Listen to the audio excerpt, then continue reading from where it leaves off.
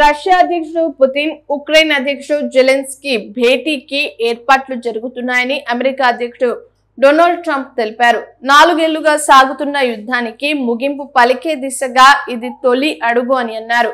శ్వేత సౌధంలో ఐరోపా నేతలు, నాటో అధికారులు ఉక్రెయిన్ అధ్యక్షుడు జెలెన్స్కీతో సమావేశం అనంతరం ఆయన ఈ ప్రకటన చేశారు. శాంతి స్థాపనకు చర్చల దిశగా అడుగులు వేస్తున్నామన్నారు.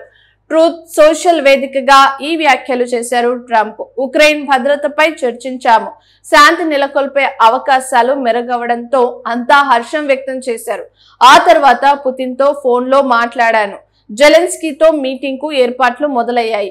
భేటీ ఎక్కడ అనేది వారిద్దరూ నిర్ణయిస్తారు. ఆ తర్వాత అమెరికా, ఉక్రెయిన్, రష్యా త్రైపాక్షిక సమావేశం కూడా జరుగుతుంది అని ట్రంప్ పేర్కొన్నారు. ఈ భేటీకి ఏర్పాట్ల కోసం ఉపాధ్యక్షుడు జేడీ వాన్స్, విదేశాంగ శాఖ మంత్రి ఏర్పాట్లు చేస్తున్నారు.